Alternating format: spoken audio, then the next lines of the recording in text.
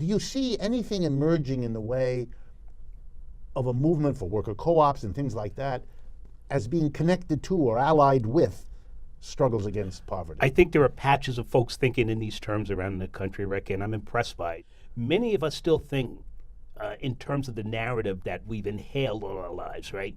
This system is going to work for you. Everybody can make it. Yeah. You buy a home. It's the way to wealth. Right. You know, these are narratives that were just spoon-fed to us year after year, generation after generation, and they're proving themselves not to be true, but we still feed into them.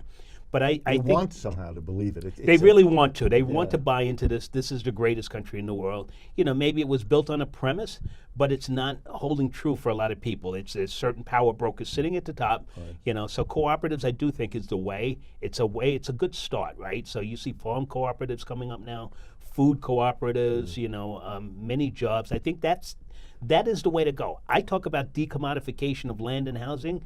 Put land in a community land trust, let the community govern the land, changes your life totally, man, right? Housing will be made truly affordable if it's sitting on a land trust. Right. We have to think differently and creatively and get out of those narratives. We are never going to win that war. When land is a commodity, your life is in upheaval constantly. Even in American law now, there is this wonderful concept called eminent domain, right, which says, and it's the law of this country now, that if the community, say the city of New York or the city of Seattle or the community of Watsonville, Arkansas, if it has a purpose that is for the social good, then it has the right to take property away from the private owner, no matter who he or she or it is, and use it instead for the public good. It has to pay that person whatever the market value of that piece is, but the ability of a person to say, I'm not going to sell it, it's mine, that's not the law. The law in this country says,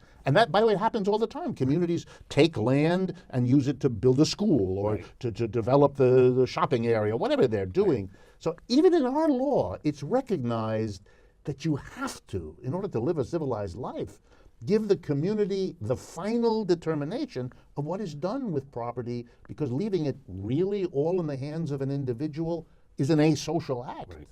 So I hear you. I think we don't understand those laws. There was a mayor in Richmond, California, during the height of the foreclosure crisis, that was ready to use that against the banks and take back houses in her community and redistribute them to the community. I forget her name, but you're absolutely right. The power brokers that be, the banks and legal entities, went to work. They went to work on her. They, you're not going to bring that here, right? Well, why not, right? She's thinking about the social good, right? It has more of a value. So I think we do need to educate ourselves on these processes, and we need to voice our opinions more, right? This is a mayor who put her career on the line for the people, and you would hope that somebody would learn from that. I used to teach, when I was a regular professor, courses in economic history, and a good number of weeks was devoted to medieval Europe, the way Europe was from about 500 AD to, say, 16 or 1700. And in many parts of Europe, where the Roman Catholic Church, at least until the Reformation, was the universal church for everybody, the following idea was the official church belief that everybody believed, and it went like this. Land is the earth. The earth was created by God. Nobody can be the private owner of that. That's a sin against God.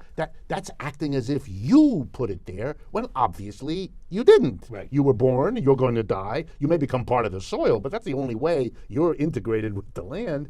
And therefore, it's irreligious. It's a sin against God to say, I have the right to decide, as an individual, what happens to what is the commonwealth of land for all people on this planet. That was said in religious terms, but for 1,000 years, there was you couldn't buy and sell land. Right. That would have struck people as bizarre as we would nowadays think of selling human beings to one another. We know that it existed, but we say it's ethically and morally abhorrent. Right. Well, if it's abhorrent to buy and sell human beings, for all the reasons we know, why doesn't the same logic apply to something as fundamental to our survival as a species as the earth? Right. It grows food, you build a house. This is why the Brazilian model in the Brazilian Constitution says land has to serve a social good. It changes the balance, right? That's how the MST became popular, right? They understood their Constitution. Okay, here's 10 acres of land that's not being used for anything. Let's move in there, grow food. Let's build a house, right? It changes that thinking. Then we can lay claim. It's not so much about the title.